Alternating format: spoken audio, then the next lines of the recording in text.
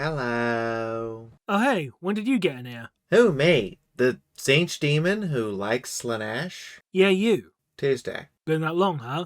You want to hear something weird? Not really, but you're gonna tell me anyway. Yeah, I am gonna do it anyway. So Catgirls are canon to the 41st millennium. Well, yeah, felinids exist, so it's not exactly shocking. Well, yeah, felinids exist, but I'm talking about full Nico anime-esque catgirls with ears, whiskers, tails, cat eyes, anime proportions, and human skin. Wait, what? So I'm here to make an argument that catgirls are canon to 40k because of the following reasons. We know that felinids exists, but furthermore, we know the Imperium of Man has not banned the interbreeding of abhumans and humans. You heard me correctly. Otherwise, we would not have consistent populations of ogres, ratlings, and other varieties of human throughout the galaxy. Look, Games Workshop is a little weird when it comes to sex and reproduction.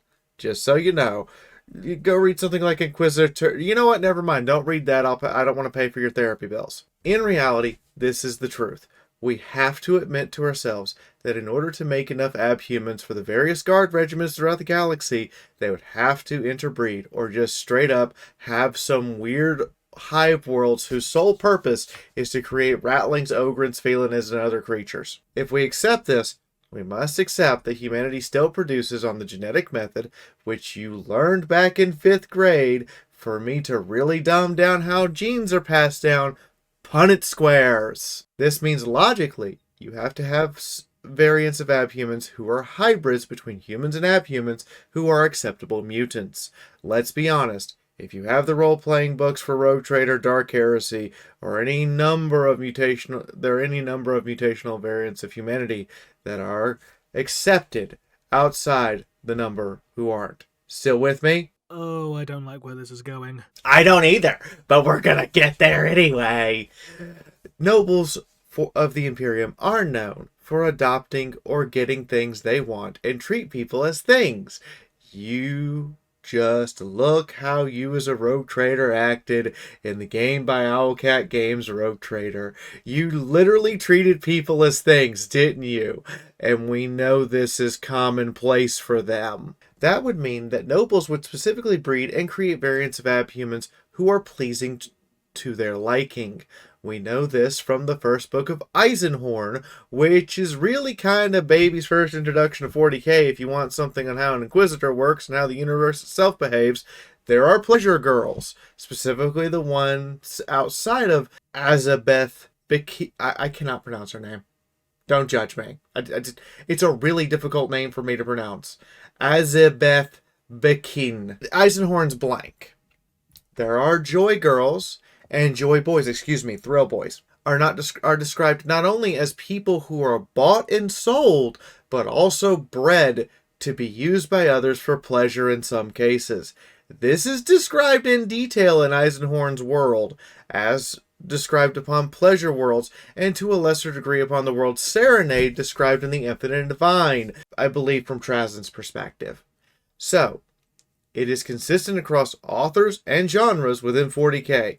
Ergo, we must concede that there are entire worlds of anime catgirls, possibly even a Nico Crusade. Okay, I might be taking the piss on that one. Lastly, for my reasoning here, I cite the allowance of Space Marine chapters and Guardsman units who have strange and quite frankly bizarre levels of mutation between them, such as those of the Cursed Founding. The Imperium isn't just allowing some mutations. If they're beneficial, they are willing to promote and try to get those mutations to happen more often. Looking at you, Space Wolves! To that end, I say, prove me wrong that Nico catgirls with enhanced hearing, balance, and even given some natural weapons and night vision, why would the Imperium not want to promote this? Not to mention, they are aesthetically pleasing. I would say there's an entire Catboy chapter of Space Marines. I mean, just look at the Wolf Dragons, the Wolfen from the Space Wolves and Salamander mutations. I might be taking the piss. I'm okay with this. Okay, I think it's worth pointing out that to say that non-felinid catgirls are canon is a bit of a stretch.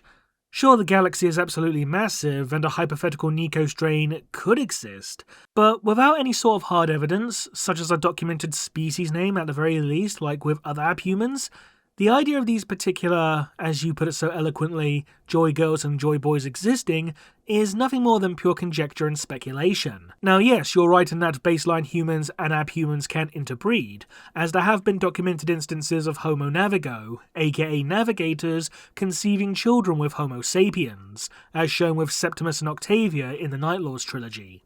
However, it wouldn't really be necessary to assign dedicated breeding worlds to abhumans, since most strains are known to have at least one or more designated homeworlds from where their species first originated.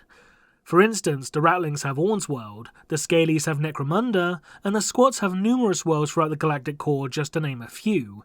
So they wouldn't need to interbreed with baseline humans, since they can just breed with each other to produce more members of their respective strains. In regards to the idea that non-ability would seek to genetically engineer their very own pet abhumans, that notion is, to use a term that has been frankly over-memed by the fandom, heretical. While I wouldn't put it past some members of the imperial aristocracy, the fact that so many within the Imperium, particularly members of the ecclesiarchy and the more puritanical elements of the Inquisition, vehemently and fanatically view the human gene pool as, for want of a better term, sacred, I find it highly unlikely that such practices would be tolerated, at least not without prior approval from one of the High Lords or anything like that. There's also the fact that abhumans are, somewhat surprisingly, a protected class within the Imperium, and have to be granted such status by those tasked with overseeing the Lex Imperialis, otherwise they are legally considered mutants, and thus have no inherent rights of any kind. In fact, the Beastman strain is currently in the midst of a legal battle of sorts with the ecclesiarchy, as the latter wants the former's protected abhuman status to be revoked, so that they can purge them as mutants. So, simply put, the primary reason why the Imperium wouldn't promote the virtues of these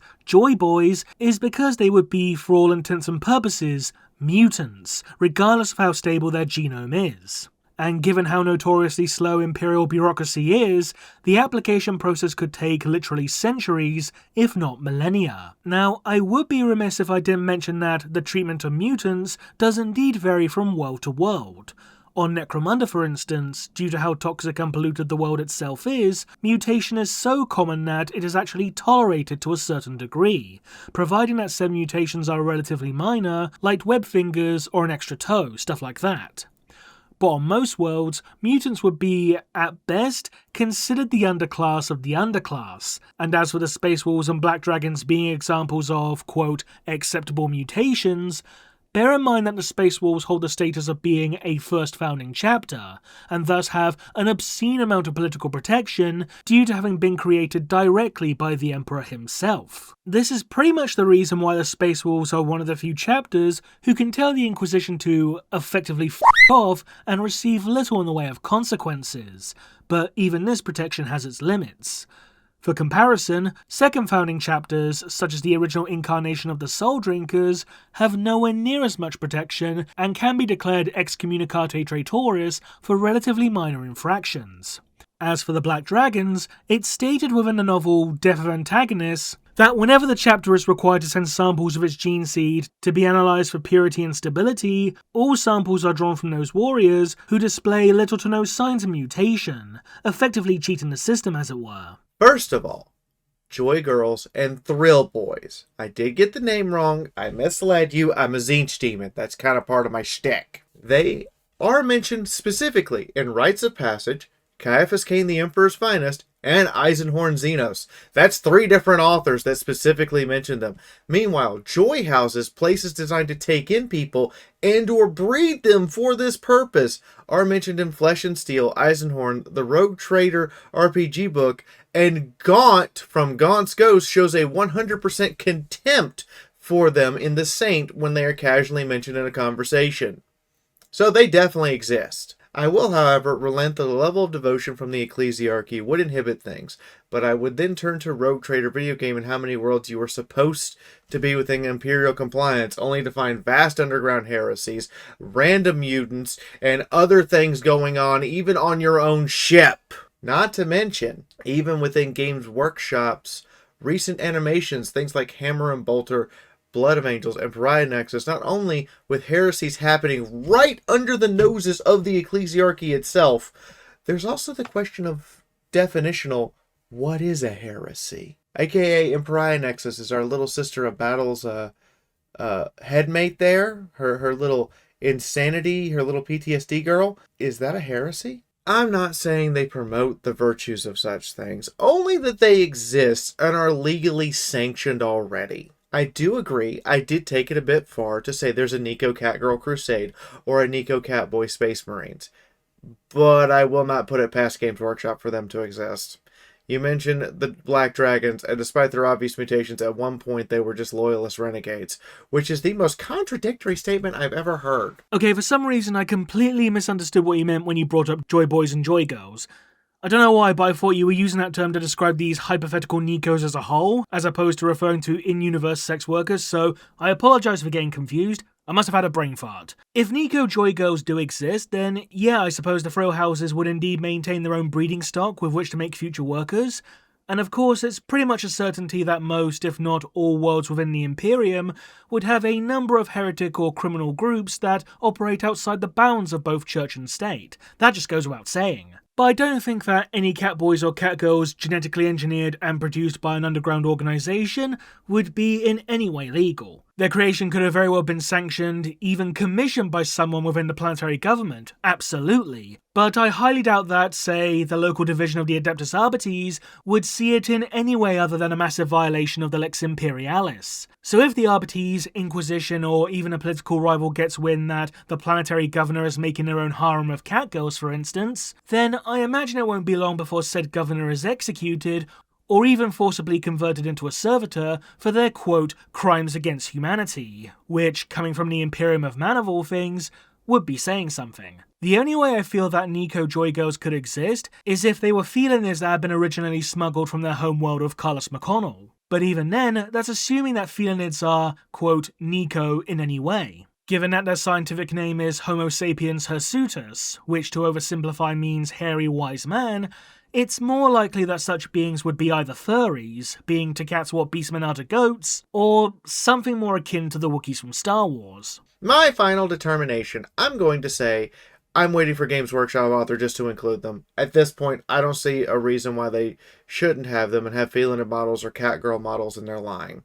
As far as universe reasons, no, we have a pretty good reason for them existing. So, the final verdict.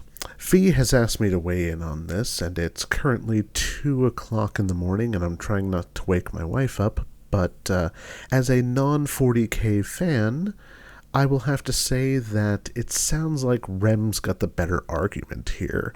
From what it sounds like, they would basically never allow this sort of thing to exist in the 40k universe. And like I said, I don't know anything about 40k, but this is the final verdict. Catgirls do not exist, will not exist in 40k.